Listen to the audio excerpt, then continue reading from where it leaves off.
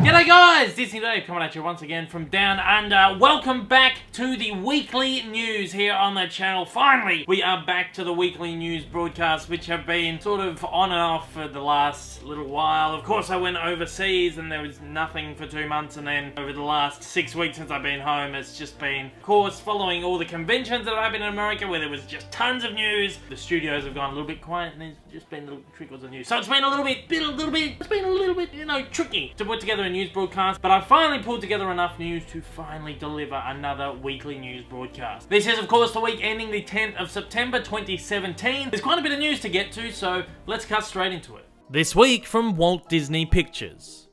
Guy Ritchie's upcoming live-action adaptation of Aladdin has officially begun production, and Will Smith, who will portray the genie, has shared the first image of the main cast on set via social media. Aladdin, which also stars Mina Massoud, Naomi Scott and Marwan Kanzari, will feature a score by Alan Menken based on his original music from the animated film, and will most likely be released sometime between 2020 and 2021. And it looks like Winnie the Pooh live-action adaptation Christopher Robin has found its Eeyore, with Everybody Loves Raymond star Brad Garrett being pegged to provide the voice. Garrett is a regular feature in Disney animations, providing voices for characters in films such as Finding Nemo, Tangled, Ratatouille, A Bug's Life, and Buzz Lightyear of Star Command. He will join a cast that already includes Ewan McGregor as a grown-up Christopher Robin and Hayley Atwell as his wife. Christopher Robin is also set to be released between 2020 and 2021. At a recent investor meeting, Disney CEO Bob Iger has revealed new details on Disney's upcoming streaming app set to rival Netflix. Iger said the streaming app will launch big and launch hot, with the entire output of the studio, animation, live action, Disney, Pixar, Star Wars, and all of the Marvel films. So not only will Disney movies be pulled from Netflix in 2019 as previously reported, but Star Wars and Marvel movies will leave the service too. Iger noted that the streaming app will launch with 500 films, 7,000 TV episodes, 4 to 5 original series, and 3 to 4 original movies. The app will also be used as the exclusive distribution platform for low-budget films, avoiding risky theatrical releases. What all of this means for the future of physical home media releases is yet to be seen. For now though, home media releases continue forward as Disney announces the release of Cars 3 on November 7 in the USA. Cars 3 will be released on Blu-ray and DVD, and will mark Disney's third release on 4K Ultra HD, following this month's Guardians of the Galaxy Volume 2 and next month's Pirates of the Caribbean Dead Men Tell No Tales. A 3D edition of Cars 3 will also be released in the UK on an as-yet unannounced date. This week in Star Wars news.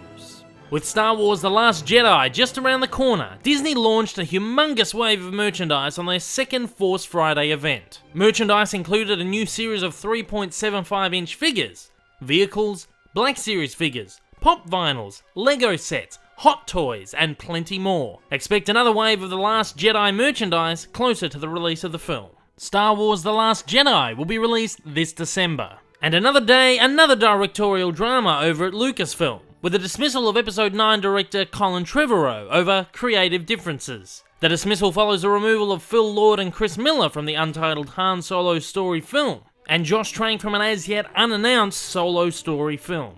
And in other Lucasfilm news, more details of Lucasfilm's upcoming 5th Indiana Jones installment, the first to be produced by Disney, have been revealed. In a recent interview, the film's screenwriter David Coep, who also penned Kingdom of the Crystal Skull, revealed that the film's story and script are mostly ready for production, and the studio is waiting for director Steven Spielberg and the returning Harrison Ford to be available for the film. Coep revealed that Shia LaBeouf's Matt Williams, aka Henry Jones III, will not be returning for the film. No details have been revealed on the film's plot. However, David Coep reveals that the film will revolve around some precious artifact that they're all looking for.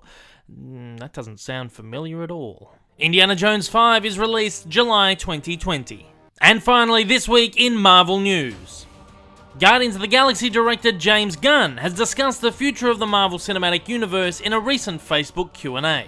Gunn revealed that Guardians of the Galaxy Volume 3 is certainly a go, and will take place after Avengers 4 and help set up the next 10 to 20 years worth of Marvel films. The film will usher in a new cosmic age of the MCU by introducing new characters and stories that will lead the charge after the conclusion of Phase 3 with Avengers 4. Gunn says the film will be released in 2020 and will be the final movie to feature the current version of the Guardians team. Other revelations from Gunn's Q&A include the possibility of a Nova movie focusing on Richard Rider. And with Thor Ragnarok opening in only a month's time, a slew of new posters have been revealed. I'll leave you to enjoy these.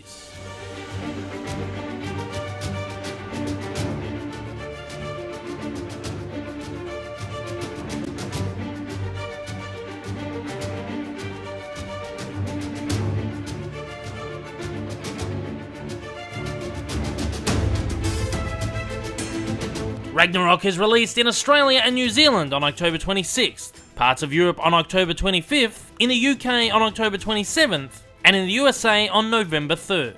And at that rounds up another edition of the Weekly Disney News. Of course, this has been the week ending September 10th, 2017. If this is the very first video of mine that you've seen, if you enjoyed this news broadcast, and you'd like to keep up to date with all the Disney, Pixar, Marvel, and Star Wars news every single week, then do me a big solid. All you gotta do is, after the jump, hit subscribe. To all my regular viewers out there, thank you once again for joining me. Thank you for bearing with me while the weekly news has been just very sporadic over the last couple of months. We're back in the swing of it, don't you worry. I'll be back with another weekly news broadcast next week. Thank you for sticking with me, guys. To absolutely everybody out there, I hope I'll see you again soon. Until next time though, guys, take care, and I hope you have a magical day.